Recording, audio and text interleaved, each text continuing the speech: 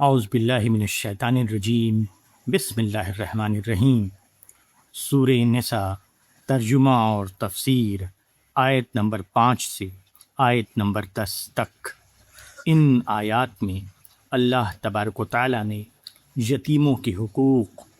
ان کے مال کی حفاظت اور انصاف کے ساتھ اس کی ادائیگی کا بیان کیا ہے۔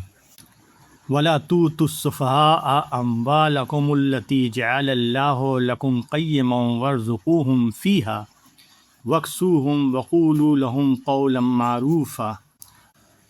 وَابْتَلُوا الْيَتَامَىٰ حَتَّىٰ إِذَا بَلَغُوا النِّكَاحَ فَإِنْ آنَسْتُم مِّنْهُمْ رُشْدًا فَادْفَعُوا إِلَيْهِمْ أَمْوَالَهُمْ وَلَا تَأْكُلُوهَا إِسْرَافًا وَبِدَارًا أَن يَكْبَرُوا وَمَنْ كَانَ غَنِيًّا فَلْيَسْتَعْفِفْ وَمَنْ كَانَ فَقِيرًا فَلْيَأْكُلْ بِالْمَعْرُوفِ فَإِذَا دَفَعْتُمْ إِلَيْهِمْ أَمْوَالَهُمْ فَأَشْهِدُوا عَلَيْهِمْ وَكَفَى بِاللَّهِ حَسِيبًا۔ لِلرِّجَالِ نَصِيبٌ مِّمَّا تَرَكَ الْوَالِدَانِ وَالْأَقْرَبُونَ وَلِلنِّسَاءِ نَصِيبٌ مِّمَّا تَرَكَ الْوَالِدَانِ وَالْأَقْرَبُونَ مِمَّا قَلَّ مِنْهُ أَوْ كَثُرَ نصیبا مفروضا۔ وَإِذَا حَضَرَ الْقِسْمَةَ أُولُو الْقُرْبَىٰ وَالْيَتَامَىٰ وَالْمَسَاكِينُ فَارْزُقُوهُم مِّنْهُ وَقُولُوا لَهُمْ قَوْلًا مَّعْرُوفًا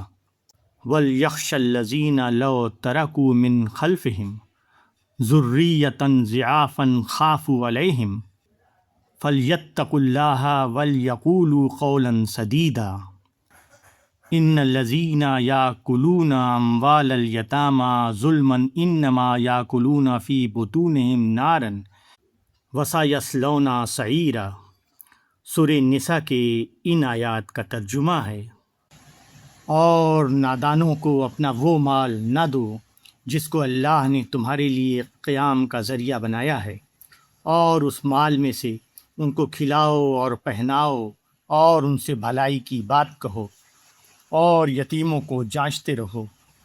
یہاں تک کہ جب وہ نکاح کی عمر کو پہنچ جائیں، تو اگر تم ان میں ہوشیاری دیکھو تو ان کا مال ان کے حوالے کر دو، اور ان کا مال اسراف سے اور اس خیال سے کہ وہ بڑے ہو جائیں گے نہ کھا جاؤ، اور جس کو حاجت نہ ہو وہ یتیم کے مال سے پرہیز کرے، اور جو شخص محتاج ہو وہ دستور کے موافق کھائے۔ پھر جب تم ان کا مال ان کے حوالے کر دو تو ان پر گواہ ٹھہرا لو، اور اللہ حساب لینے کے لیے کافی ہے۔ ماں باپ اور قرابت داروں کے ترکے میں سے مردوں کا بھی حصہ ہے، اور ماں باپ اور قرابت داروں کے ترکے میں سے عورتوں کا بھی حصہ ہے، تھوڑا ہو یا زیادہ ہو، ایک مقرر کیا ہوا حصہ۔ اور اگر تقسیم کے وقت رشتہ دار اور یتیم اور محتاج موجود ہوں تو اس میں سے ان کو بھی کچھ دو، اور ان سے ہمدردی کی بات کہو۔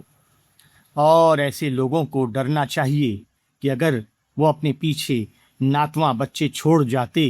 تو انہیں ان کی بہت فکر رہتی، پس ان کو چاہیے کہ اللہ سے ڈریں اور بات پکی کہیں۔ اور جو لوگ یتیموں کا مال ناحق کھاتے ہیں وہ لوگ اپنے پیٹوں میں آگ بھر رہے ہیں، اور وہ عنقریب بھڑکتی ہوئی آگ میں ڈالے جائیں گے۔ سورہ نساء کے ان آیات کی تفسیر ہے،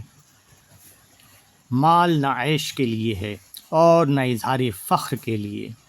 وہ آدمی کے لیے زندگی کا ذریعہ ہے، وہ دنیا میں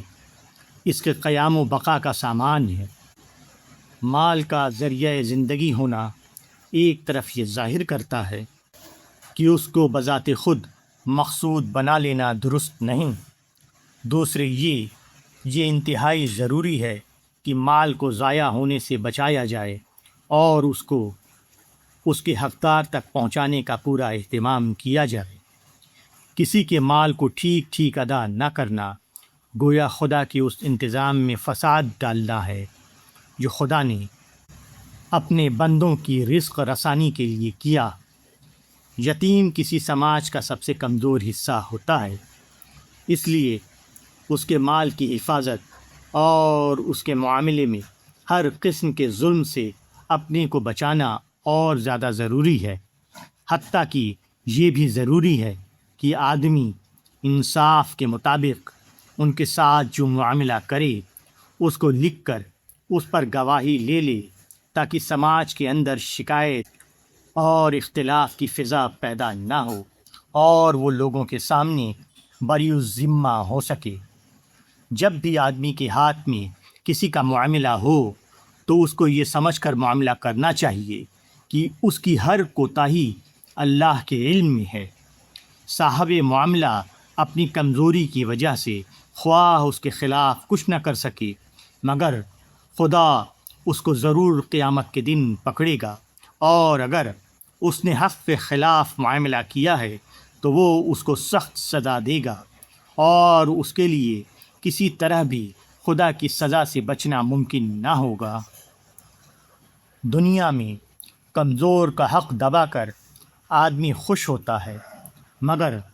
ہر ناجائز مال جو آدمی اپنے پیٹ میں ڈالتا ہے وہ گویا اپنے پیٹ میں آگ ڈال رہا ہے۔ دنیا میں ایسے مال کا آگ ہونا بظاہر محسوس نہیں ہوتا، مگر آخرت میں یہ حقیقت کھل جائے گی۔ یہاں آدمی کو عمل کی آزادی ضرور دی گئی ہے، مگر نتیجہ آدمی کے اپنے اختیار میں نہیں۔ جو شخص اپنے کو برے انجام سے بچانا چاہتا ہے اس کو دوسروں کے ساتھ بھی برا نہیں کرنا چاہیے۔ آدمی کو چاہیے کہ وہ دوسروں کے لیے نفع بخش بنے، وہ اپنی استعداد کے مطابق دوسروں کو دے۔ اگر کوئی شخص دینے کی حیثیت میں نہیں ہے تو آخری اسلامی درجہ یہ ہے کہ وہ دوسروں کا دل نہ دکھائے، وہ اپنی زبان کھولے تو سیدھی اور سچی بات کہنے کے لیے کھولے، ورنہ خاموش رہے۔